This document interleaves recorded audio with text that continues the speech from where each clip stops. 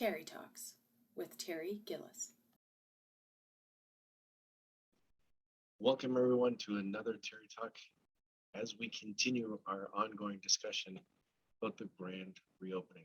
As you know, at ARIA, we focus on the trifecta of leadership, culture, and engagement. And it's this last one, engagement, we want to focus on this week. And in particular, we want to talk about psychological safety and that in the context of engagement. It was a study done by Google where they were looking at what's important on a team. And what they found was that it wasn't who was on the team, but what mattered more was how members interacted, how it was structured, how the work was structured, and how their contributions were recognized. And they came up with these 5 sort of dynamics or attributes that set teams apart. One was dependability, could they count on one another? Was the structure, were rules clear, goals clear, structure clarity, those sorts of things. Did the work have meaning? Talked about purpose on this channel before. The impact of work. Did the employees think they were making an impact? And the fifth one, and probably the most important one, was psychological safety. That one being, can we take risks on this team without feeling insecure or embarrassed?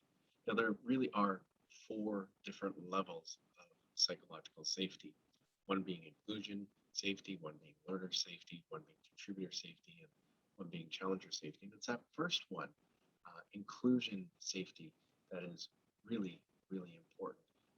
Over 90% of employees have said that they want to have a sense of belonging. They want to feel like they're part of a team. They want to feel like it's a safe place for them to contribute, to represent themselves as a person, to present their ideas going forward. That's inclusion safety. That's one of the biggest ones that we can look at. As a leader factor, I love this quote: if it's expensive to be yourself, then you don't have inclusion safety. In other words, if it's hard for you to be who you are and share your ideas, then you don't have inclusion safety and you don't have psychological safety in your organization.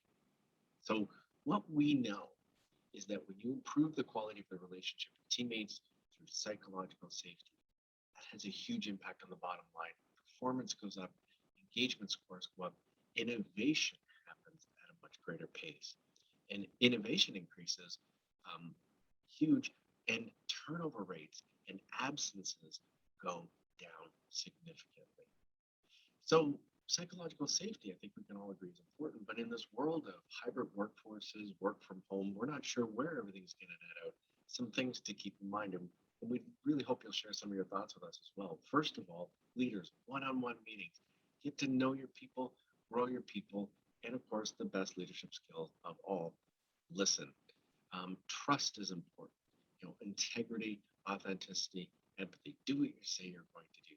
Coaching, providing feedback, critical to helping people feel it's a safe place to share their ideas. Embrace a growth mindset.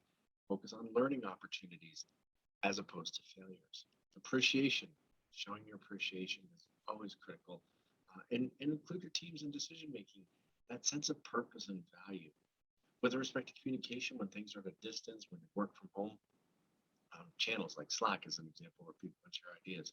Learn this great one. Don't know if you've seen this, but Donut is a place, a site that you can actually create serendipity moments where people can come together and share, just like the water cooler used to be, but in a virtual context.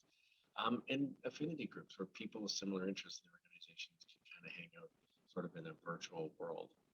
And speaking of virtual, when you're doing those virtual meetings, maybe Zoom or whatever platform you're using, being able to use breakout rooms, using other mechanisms like polls as an example, where a little bit of anonymity can come into play. Different ideas. The key, though, really is to focus on ensuring it's safe for people to be who they are, share the ideas that they have, and we know that you'll reap the rewards regardless of whether you work from home, hybrid, or back in the office. We'd love to hear some of your thoughts on increasing psychological safety as well. Share those in the chat box, and we'll see you again next week.